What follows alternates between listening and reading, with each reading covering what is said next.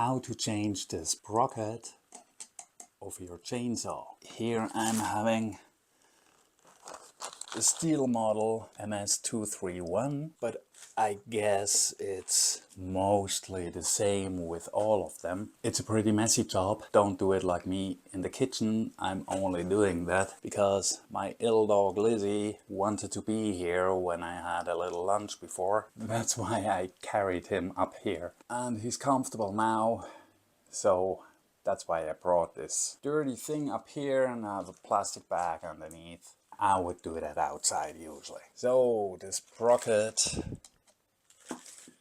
the wheel here, after a while it can wear out. So all these markings on there shouldn't be there, and I would say this happens when the tension of the chain is varying too much. I would say if it's getting too loose, then it might jump and take off little bits and pieces of the sprocket. So I got me a new one. This one looks nice and clean.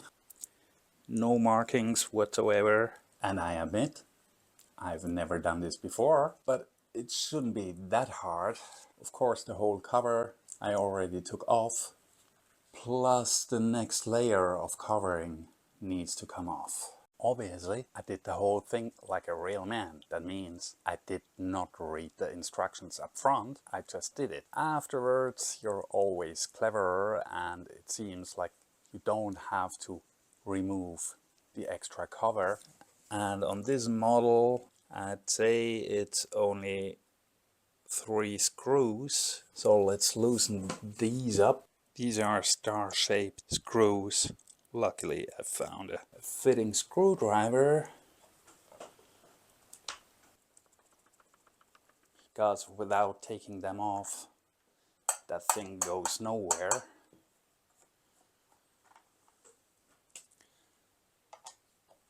I actually never had this open. It might be super dirty in there, or let's see how well Stihl is covering this up. Different size screws. So remember where you take out which one. If I'm in such a situation, I lay out the screws in a pattern how I took them out. So the third one will go here, and I should remember, if you have something more complex to take apart and there are different screws, you can on a piece of paper draw the outlines and put the screws wherever you take them out on your drawing. Here are 2 slits. I tried to open it there.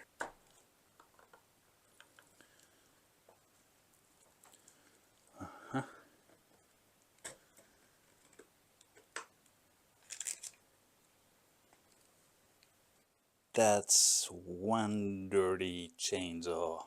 But seeing how dirty it is under there, it might be worth taking it off and cleaning it out nicely. See all these balls in here?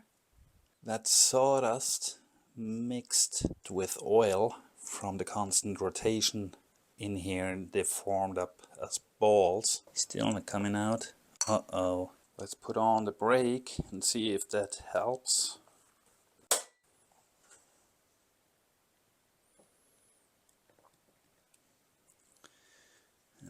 Nope.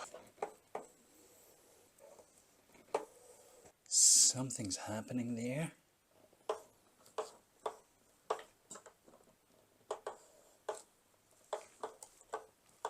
Like this bit is coming out further and further. Oh, I can even turn it by hand.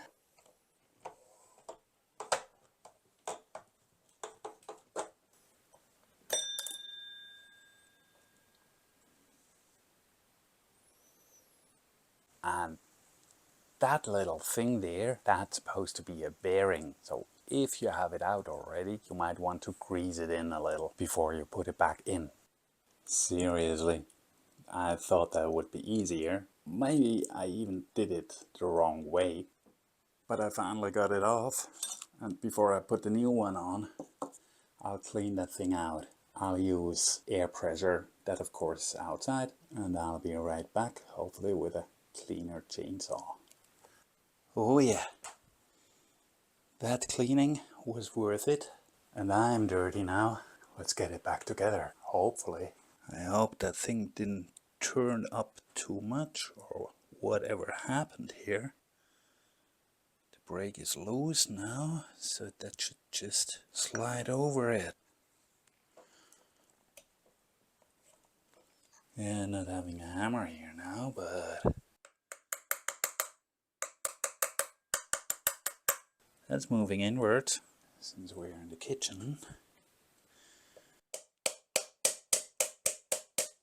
That's more or less where it was.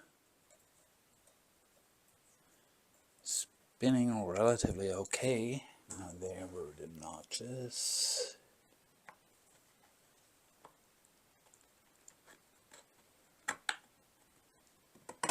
It's not spinning completely free.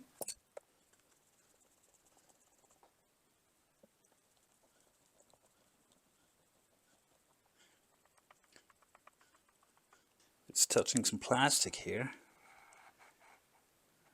It'll definitely melt off when it's running.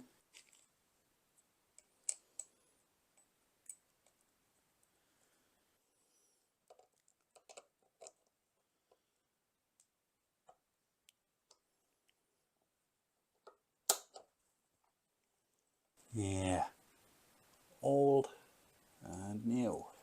And as clean as it is, that should purr like a happy cat now. Of course, the bar, the chain, the cover, and let's give it a test run.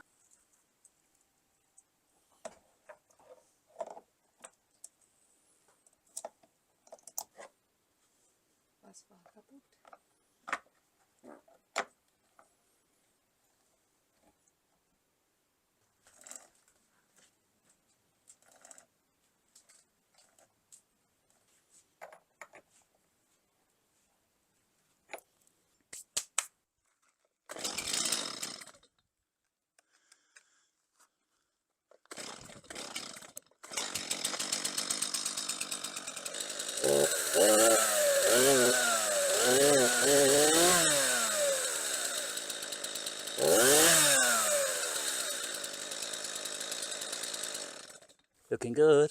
Let's have a look inside how that acted with the not so well made part.